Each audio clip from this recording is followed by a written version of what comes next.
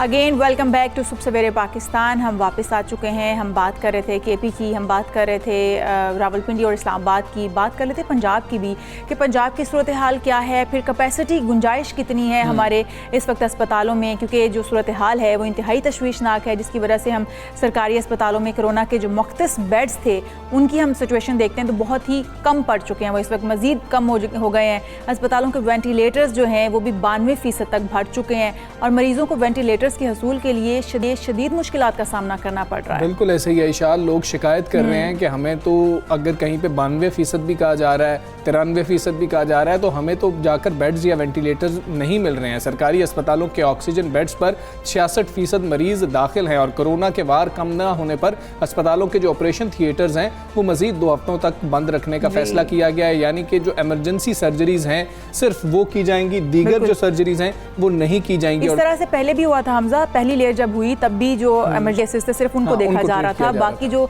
मरीज थे वो लंबे इंतजार उन्हें करने पड़ रहे थे कि उनका इलाज, उनकी ट्रीटमेंट हो नहीं सकती थी। तमाम ब्लॉक्स जो थे वो बंद कर दिए गए थे अस्पतालों में और इस वक्त हम फिर उसी सूरत हाल से गुजर रहे हैं कि जो एमरजेंसी के अलावा तमाम सर्जरीज हैं उनको बंद कर दिया गया। महकमा सेहत ने तमाम अस्पतालों और मेडिकल इदारों के सरबराहान के नाम मुरासला जारी कर दिया था, जिसके मुताबिक 11 मई को सूरत हाल का दोबारा जायजा लिया जाएगा। उसके बाद फैसला किया जाएगा कि जो बाकी के मरीज हैं या बाकी की सर्जरीज हैं वो की जाएंगी या नहीं की जाएंगी, यानी कि 10 मई तक ये फैसला कर लिया गया। अब जो सवाल उठ रहा है कि कितनी कैपेसिटी है, वेंटिलेटर्स कितने हैं, ऑक्सीजन मौजूद है या नहीं है, इसी हवाले से हम बात करेंगे। हमारे साथ मौजूद कोरोना कंसल्टेंट हुकूमत पंजाब के डॉक्टर असद असलम साहब। डॉक्टर असद असलम साहब, अस्सलाम वालेकुम, गुड मॉर्निंग। सर, सबसे पहले तो ये बताइएगा कि अस्पतालों में ऑक्सीजन आसानी से दस्तयाब है, मुश्किलात का सामना तो नहीं है? जी बिस्मिल्लाहिर्रहमानिर्रहीम। देखिए, अभी तक पंजाब के किसी भी हॉस्पिटल में ऑक्सीजन की कमी का सामना नहीं करना पड़ रहा। तकरीबन हर अस्पताल, जो मेजर बड़े अस्पताल हैं, उनमें सेंट्रल ऑक्सीजन के टैंक लगे हैं, सेंट्रल ऑक्सीजन सप्लाई है और इसके अलावा बैकअप के सिलेंडर भी मौजूद हैं। तो इसके अलावा कोविड के पेशेंट को किसी ऑक्सीजन की कमी का सामना ना करना पड़े, इसके लिए हुकूमत ने जितने भी इलेक्टिव प्रोसीजर्स हैं पूरे पंजाब के अस्पतालों में वो 2 हफ्ते के लिए उन पर पाबंदी लगा दी है, ताकि वो ऑक्सीजन जो इन प्रोसीजर पर और इन इलेक्टिव प्रोसीजर पर इस्तेमाल होनी थी वो सारी डाइवर्ट हो जाए कोविड के पेशेंट पर। डॉक्टर साहब, आज की जो ताज़ा तरीन सूरत हाल है उस हवाले से बात कर लेते हैं। वेंटिलेटर्स की क्या सूरत हाल देख रहे हैं आप? हमारे हेल्थ सिस्टम पर कितना दबाव पड़ चुका है और हमारे पास कितने वेंटिलेटर्स तकरीबन इस वक्त मुयस्सर हैं हमें? देखें, इस वक्त जहाँ तक वेंटिलेटर की ऑक्यूपेंसी जो की शरह है वो मुख्तलिफ शहरों में मुख्तलिफ है। लाइक लाहौर में इस वक्त 89% से लेकर 92% तक ये फ्लक्चुएट करती है। फैसलाबाद में 89% है। इसी तरह रावलपिंडी में तकरीबन 75% है। तो इस वक्त सिर्फ लाहौर की अगर आपको बात बताऊं तो लाहौर में इस वक्त 255 वेंटिलेटर इस वक्त काम कर रहे हैं और 15 वेंटिलेटर कल दोपहर तक और इस सिस्टम में आ जाएंगे। तो इससे तकरीबन हमारी ये तादाद तकरीबन 270 तक पहुंच जाएगी। और इस वक्त जहाँ तक high flow oxygen bed, high dependency unit bed का ताल्लुक है, तो वो तकरीबन हमारे पास 617 बेड हैं। अच्छा। और उनका ऑक्यूपेंसी रेट 72.5% है इस वक्त लाहौर में। और लाहौर में इसके अलावा लो फ्लो ऑक्सीजन भी बेड मौजूद हैं जो 1360 के करीब है और उनका ऑक्यूपेंसी रेट तकरीबन 9 से 10% है। ठीक है डॉक्टर साहब, आप ऑक्यूपेंसी रेट बता रहे हैं तो उससे ये मालूम हो रहा है हमें कि अभी बेड्स मौजूद हैं, वेंटिलेटर्स मौजूद हैं, ऑक्सीजन दस्तयाब है, लेकिन मरीजों के जो लवाहिकीन हैं उनकी जानिब से शिकायत आ रही हैं कि अस्पताल वाले कहते हैं वेंटिलेटर मौजूद ही नहीं है। क्या वेंटिलेटर्स VIPs के लिए कुछ मुख्तस तो नहीं कर दिए गए हैं कि सारे बताए ही नहीं जा रहे? नहीं जी, ऐसी कोई बात नहीं। इस वक्त सब लोग, कोई VIP कोई भी नहीं है, सबको इक्वली ट्रीट किया जा रहा है। जिसको भी जरूरत पड़ती है या तो हाई डिपेंडेंसी यूनिट में या ICU में उनको शिफ्ट कर दिया जाता है। तो ऐसा कोई डिस्क्रिमिनेशन किसी किस्म की कोई नहीं है। ये जरूर होता है कि किसी वक्ती तौर पर एक अस्पताल में वेंटिलेटर नहीं मौजूद, यानी कि ऑक्यूपाई होती हैं, तो वो पेशेंट के अटेंडेंट उस मरीज को लेके उसी अस्पताल पहुंच जाते हैं। अच्छा। और वहाँ पर उनको ये बताया जाता है कि वेंटिलेटर नहीं है।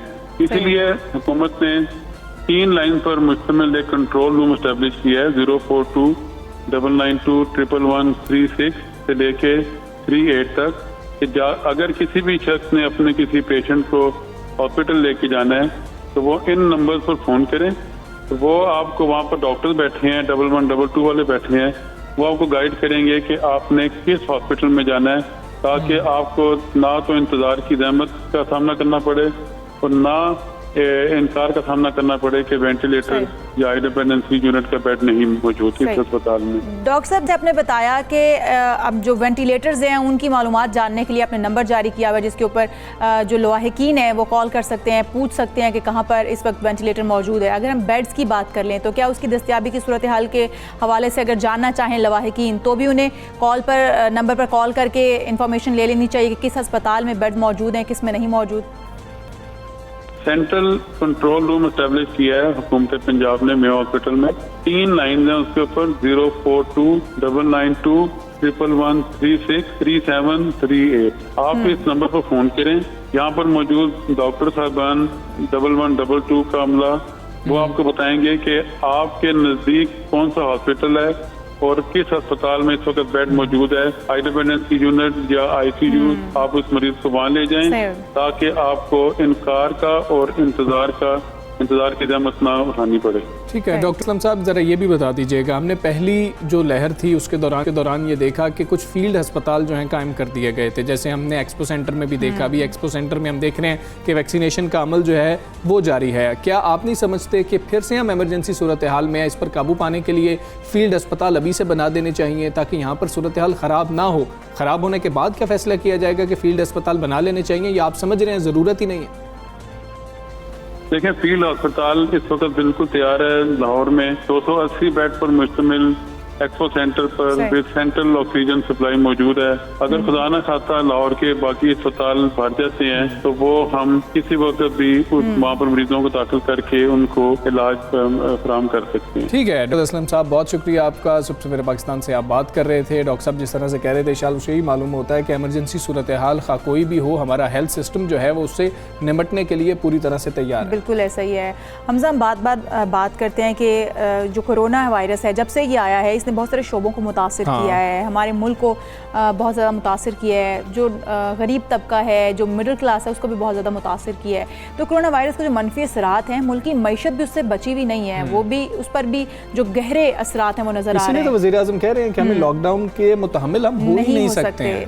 और रवां जो माली साल है इसके 9 माह में पाकिस्तान की अपने तो 9 जो इलाकाई ममालिक हैं इनकी बरामदात में 5.7% कमी हो गई है। स्टेट बैंक ऑफ पाकिस्तान के दादोशुमार के मुताबिक बताया जा रहा था कि कोविड के असरात की वजह से अफगानिस्तान हो गया, चीन हो गया, बांग्लादेश हो गया, श्रीलंका हो गया, भारत, ईरान, नेपाल, भूटान और मालदीव जो आपके इर्द गिर्द के ममालिक हैं, इनमें बरामदात का हजम 2 अरब 78 करोड़ 80 लाख डॉलर हो चुका है। बिल्कुल ऐसा ही है। और माली साल 2021 के जो 9 माह में पाकिस्तान की मजमूई आलमी बरामदात का जो महज 14.91% बनता है, ये जो रकम के एतबार से तो 18 अरब 68 करोड़ 80 लाख डॉलर तकरीबन बन जाता है।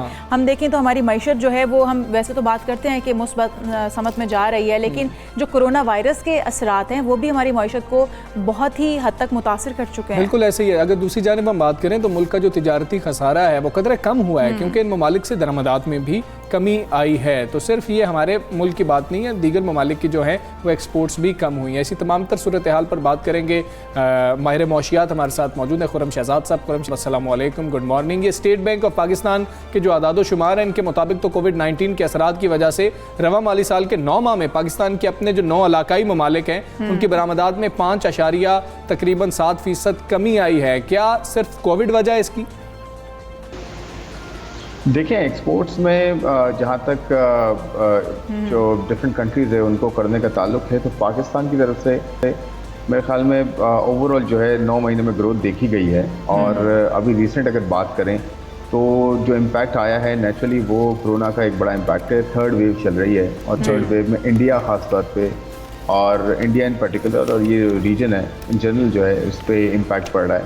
तो मेरे ख्याल में उसका डेफिनेटली एक इम्पैक्ट है। और इसके अलावा जो है हमारे यहाँ करेंसी कोई 10-12% अप्रिशिएट हुई है। हाँ जी, रुपी अप्रिशिएट हुआ है, तो इससे भी हमारी एक्सपोर्ट्स पे थोड़ा बहुत असर आएगा, क्योंकि करेंसी जब डेप्रिशिएट होती है तो दूसरे ममालिक जो यहाँ से इंपोर्ट करते हैं, पाकिस्तान से अशिया लेते हैं, या हम उन्हें अशिया यहाँ से भेजते हैं तो वो उन्हें सस्ती पड़ती है।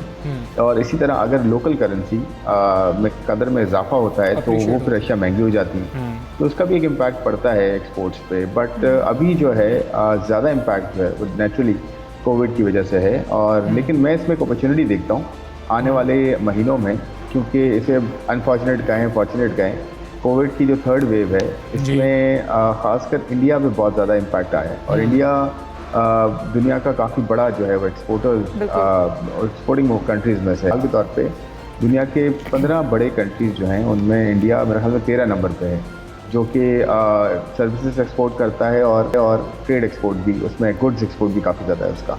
तकरीबन 4 से 5% हिस्सा है पूरी दुनिया के जो है एक्सपोर्ट्स में उसका।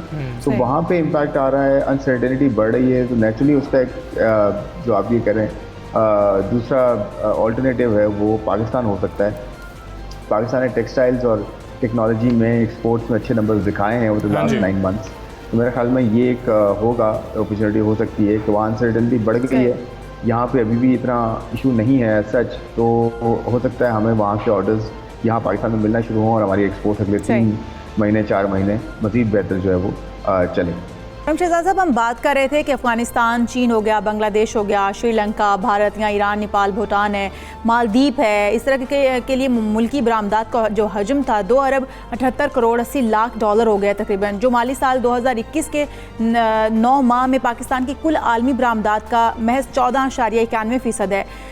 क्या समझते हैं, तिजारत बढ़ाने के लिए हमें क्या पॉलिसीज़ अपनानी होंगी, बेहतर करना होगा, किस तरीके से करना होगा? देखें, हमारी पॉलिसी जो है उसकी प्रायोरिटी ऑफ कोर्स इकनॉमिक्स होनी चाहिए, और इकनॉमिक्स और ट्रेड एंड फ्लोज का एक्सचेंज होना चाहिए जिस तरह कि यूरोपियन यूनियन ने किया है। हमारा ये बहुत बड़ा एक ब्लॉक बन सकता है जिसमें चाइना, अफ़गानिस्तान, ईरान, तुर्की, इंडिया, बांग्लादेश, श्रीलंका और दूसरे कुछ कंट्रीज़ हैं जो बहुत बड़ा पॉपुलेशन का दुनिया का जो है वो हिस्सा है।